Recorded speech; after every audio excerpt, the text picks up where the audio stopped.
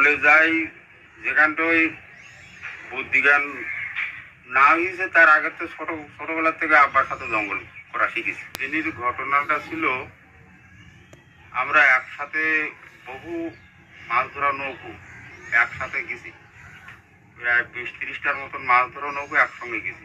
গেলে ঝাঁসার মতন ঝাঁসায় খাল নিয়েছে, খাল নিয়ে জাল টাল পেতেছে, আমার মতন আমিও খাল নিয়েছি, জাল পাতেছি।